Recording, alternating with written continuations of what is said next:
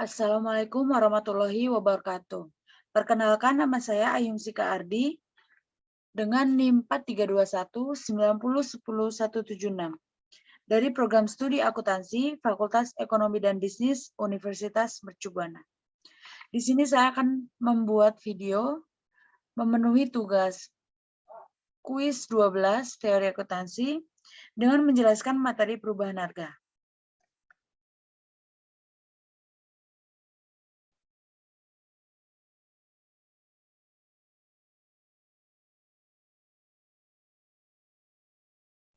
Perubahan harga. Perubahan harga adalah adanya perbedaan harga barang atau jasa pada waktu yang berbeda. Ditinjau dari karakteristiknya, perubahan harga barang dan jasa ada 3 jenis perubahan harga, yaitu yang pertama ada perubahan harga umum. Perubahan harga umum adalah perubahan harga yang terjadi pada semua produk atau jasa secara umum. Perubahan harga umum dikenal dengan istilah inflasi. Pada umumnya, pemicu inflasi adalah penurunan nilai tukar satuan uang atau dikenal dengan perubahan daya beli. Perubahan tersebut dapat disebabkan pada umumnya oleh kekuatan-kekuatan faktor ekonomi seperti tersedianya uang atau kecepatan beredarnya uang dibandingkan dengan tersedianya barang atau jasa dalam perekonomian suatu negara. Yang kedua ada perubahan harga spesifik.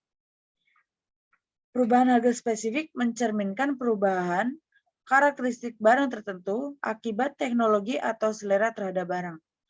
Perubahan harga spesifik dapat terjadi karena berbagai faktor antara lain perubahan selera konsumen, perubahan teknologi di bidang teknologi industri, dan spekulasi atau perubahan harapan masyarakat terhadap kuantitas barang atau jasa tertentu yang tersedia atau supply dalam masyarakat.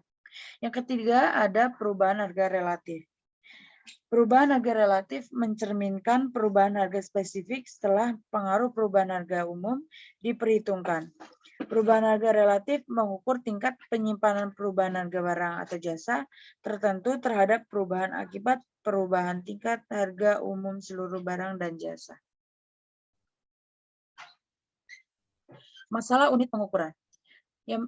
Masalah unit pengukuran ini terdiri dari masalah pemertahanan kapital atau capital maintenance. Konsep pemertahanan kapital berkaitan dengan pengertian laba. Dengan konsep ini, laba adalah kenaikan kapital dalam suatu periode yang dapat didistribusikan atau dinikmati setelah kapital awal dipertahankan. Pos-pos moneter dan non-moneter. Yang pertama ada pos-pos moneter. Terdiri atas aset moneter dan kewajiban moneter. Aset moneter adalah klaim untuk menerima kas di masa mendatang dengan jumlah dan saat yang pasti tanpa mengaitkannya dengan harga masa datang, barang dan jasa tertentu. Kewajiban moneter adalah keharusan untuk membayar uang di masa mendatang dengan jumlah dan saat pembayaran yang sudah pasti. Yang kedua ada pos-pos non-moneter. Pos-pos selain yang bersifat moneter juga terdiri di atas non-moneter dan kewajiban non-moneter. Aset non-moneter adalah aset yang mengandung jumlah rupiah yang menunjukkan nilai dan nilainya tersebut berubah-ubah dengan berjalannya waktu, atau aset yang merupakan klaim untuk menerima potensi jasa atau manfaat fisik tanpa memperhatikan perubahan daya beli. Akuntansi kos sekarang. Tujuan akuntansi kos sekarang adalah mengukur laba suatu periode dengan mempertahankan kapital semula. Kapital diukur atas dasar kapasitas operasi atau kemampuan untuk menyediakan barang atau jasa dengan kuantitas yang sama dengan kapasitas atau kemampuan kapital sebelumnya. Dasar pengukuran kos sekarang. Yang pertama ada kos pengganti. Kos pengganti, dengan dasar ini, penekanan diletakkan pada pos pengganti. Kos penggantinya aset yang dikuasai perusahaan dengan aset yang sejenis atau sama fungsinya. Dengan kata lain, berapakah kos sumber ekonomi yang harus dikorbankan untuk memperoleh aset yang sejenis dengan yang sekarang dimiliki atau dikuasai perusahaan. Yang kedua ada nilai jual sekarang. Dengan dasar ini, kos sekarang aset diukur atas dasar harga aset seandainya pada saat sekarang perusahaan memiliki untuk menjual aset tersebut alih-alih memakainya untuk operasi. Yang ketiga ada nilai terrealisasi harapan. Untuk aset, dasar ini dilandasi gagasan bahwa semua aset diperoleh untuk memberikan potensi jasa masa datang yang akhirnya mendatangkan aliran masuk dana atau kas. Kos sekarang dan pemertahanan kapital. Sumber informasi dan teknik pengukuran. Yang pertama ada pengindeksan atau indexation. Sumber informasi dapat berupa satu, indeks harga yang dihasilkan pihak eksternal untuk kelompok barang atau jasa yang diukur atau yang kedua, ada indeks harga yang dihasilkan sendiri oleh perusahaan berdasarkan catatan historis untuk kelompok barang dan jasa. Yang kedua, ada penghargaan langsung atau direct pricing. Teknik ini membebankan secara langsung bahan dan tenaga kerja ke suatu aset atau kelompok aset. Teknik ini biasanya memerlukan informasi dari dalam maupun luar perusahaan. Informasi dari luar misalnya saja berupa yang pertama ada harga faktur sekarang, yang kedua ada daftar harga dari penjual barang atau jasa atau price list, atau kutipan harga lain atau taksiran. Dan yang ketiga ada kos produksi standar yang menggambarkan kos sekarang.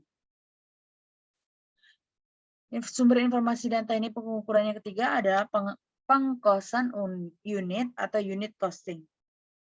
Teknik ini digunakan untuk menaksir kos reproduksi suatu barang. Dengan teknik ini, setiap komponen kos yang membentuk kos reproduksi harus dihitung dengan menggunakan data yang tersedia. Yang keempat ada penghargaan fungsional atau functional pricing. Teknik ini digunakan untuk menentukan kos pengganti suatu fungsi produksi atas pemrosesan dan bukannya suatu aset secara individual atau kelompok aset yang masing-masing terdiri sendiri. Standar akuntansi perubahan harga. Pada April 2011, sejalan dengan kebijakan konvergensi dengan IFRS, DSAK IAI menerbitkan PSAK 63, pelaporan keuangan dalam ekonomi hiperinflasi. PSAK 63 memiliki tanggal efektif 1 Januari 2012 dan berlaku untuk semua perusahaan yang melaporkan dalam mata uang ekonomi hiperinflasi. PSAK 63 hanya menetapkan indikasi-indikasi tertentu di mana hiperinflasi dianggap terjadi. Salah satu indikatornya adalah ketika terjadi tingkat inflasi kumulatif selama 3 tahun mendekati atau melebihi 100%. Persyaratan pengungkapan. PSAK 63 mensyaratkan pengungkapan di bawah ini. Yang pertama ada fakta bahwa laporan keuangan dan angka yang terkait dalam periode sebelumnya telah disajikan kembali untuk perubahan dalam daya beli umumnya dari mata uang pelaporan dan sebagai akibatnya disajikan kembali dalam unit pengukuran kini pada akhir periode pelaporan. Yang kedua ada apakah laporan keuangan berdasarkan pada pendekatan biaya historis atau pendekatan biaya kini. Yang ketiga, nama dan tingkat indeks pada akhir periode pelaporan serta perpindahan dalam indeks tersebut selama periode pelaporan kini dan sebelumnya. Sekian untuk presentasi kali ini. Terima kasih dan jika ada kesalahan mohon dimaafkan. Wassalamualaikum warahmatullahi wabarakatuh.